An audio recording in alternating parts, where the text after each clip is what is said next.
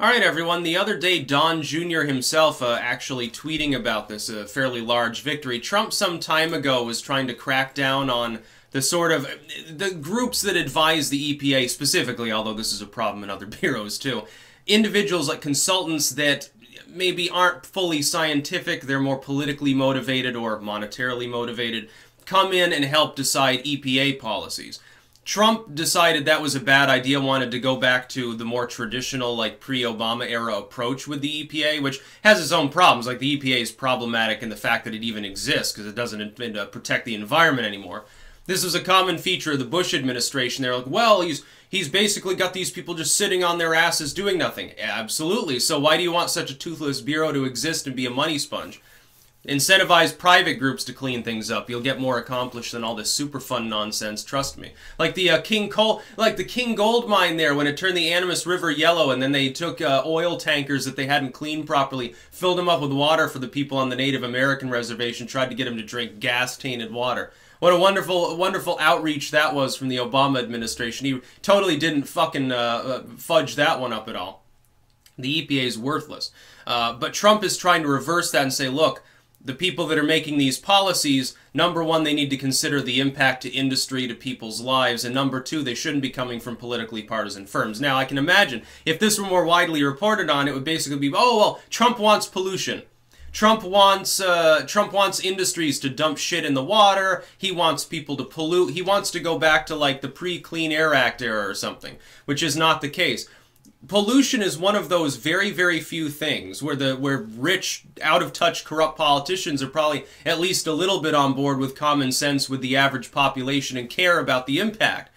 Number one, because they're afraid that people will mass protest when they find uranium was dumped in the river or something and they weren't told about it. But number two, really, they have to live in the same world. So if you've got a bunch of, they tend to live in urban areas.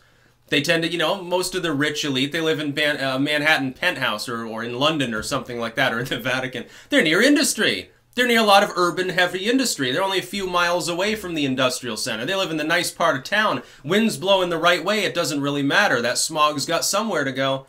You look at pictures of Shanghai or some of these Chinese cities where, before they started their reforestation project, their own version of clean air, clean water, and things like that. You go to Shanghai, you can't even see anything on a bad day. If you've got a, what's it called, atmospheric inversion, I believe it's called, where, basically the polluted air settles close to the ground and doesn't go anywhere. And it's like, basically, it looks like London fog, only 10 times worse. And you got that effect. The rich have to deal with that as much as the poor. Like, oh, we're staying inside today. Yeah, you're going to need a lot of air filters. They've developed, like, skyscrapers that filter soot now, too. I'd say just plant more trees, put more scrubbers in the smokestacks, and maybe try to switch to green energy a bit more and not have so many coal plants, and you wouldn't have that problem. Of course, you still got coal production, which, you got, like, 12-year-olds running around in a coal mine over in China. Here, we don't have that. It's a little bit not in my backyard. But here's the thing. The EPA is not responsible for all of the environmental victories we've had over the last few decades. Really, it's a bunch of conservationists that don't want all the deer gone because they want to go hunting, have done more for the environment. Managing herds and so forth. That, by the way, important in suppressing certain diseases. That's why here we've got a healthy deer herd, and down in Connecticut they got swarmed for years and years. I think they finally opened it up to more hunting or something. It's like, oh yeah, there are 10,000 deer in our city. More deer in this town than there are people now. Might be a little problem, but we can't shoot them even if they raid the garden. Up here it's like, okay, it's venison time. Just make sure to report it and pay for whatever fee you have. It's really funny. We get a nice healthy deer herd. 7 or 8 of them just wandered through out back a couple days ago. It's pretty great. Nice healthy deer. Like, we don't have rabies in ours. They're not starving like they are in Connecticut. Well, they destroyed my garden, and the garden's gone, and they destroyed the trees, and the trees are gone. Now they're rooting through the trash, like competing with the raccoons. So you can see more and more of their ribs. I was going to have venison, but it was illegal, and now there's no venison to harvest because it's starving to death in my driveway. I can't even put it out of its misery, says someone in Connecticut. Big problem. The EPA doesn't help the environment. The EPA is a money sponge. It's just another bureaucratic dystopian nightmare that has a family-friendly label. And that's really how these things persist. The EPA shouldn't even exist. There's no reason for it. Roll it up into commerce or something like that, and downsize it by 90%. Limit its functions to an advisory capacity for Congress or something like that. And if it's going to be run by anyone, I mean, if there's going to be any advice given, yes, it should come from scientists that are competent scientists that don't have a political axe to grind, and then from people that might be potentially affected by these policies. Not just industry, but private individuals, certain citizens, activist groups, and stuff like that. Journalists would be involved, potentially doing investigative journalism, which is more and more scarce, but still happens a little bit. Those are the groups of people, not some outside group that's got ties to the DNC, not some outside group that has fiscal ties to a company that contracts with the EPA itself. That doesn't make sense.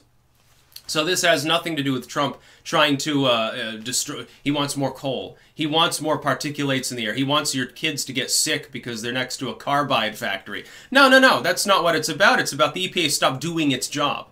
And this is the case with so many bureaus. Like, he should go through all the bureaus and do this. And it just got upheld by the D.C. Circuit Court. So that's a big victory. I don't know. I don't know if there are plans to take it further. Like, if they plan to say, well, we're going to bring it before SCOTUS. Can the president or can the president not choose who is giving the potentially binding advisory sort of thing to the EPA?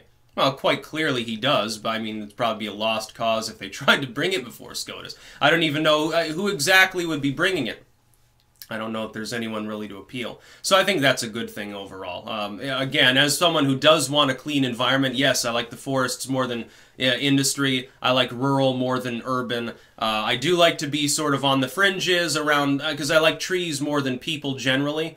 Like, most trees are better than most people. There are some spiny trees that, like, you know, you try to walk by and say hi and then they snatch your hat from you. And there are some good people in the world, but, you know, I'm kind of introverted. I like to garden more than I like to go shopping at the mall or something. Like, our mall's dead anyway. It doesn't matter. Probably that's a bad example. More than I like to go shopping, period. Unless it's on, like, Amazon or eBay or something like that. But that being said, yeah, you do have to have industry. And if you get rid of it here, it'll just move to China, where there are lax environmental protections, or now India, because China's like, oh shit, yeah, people are starting to mutate and stuff. We might want to do something about that. That's about all. Peace out.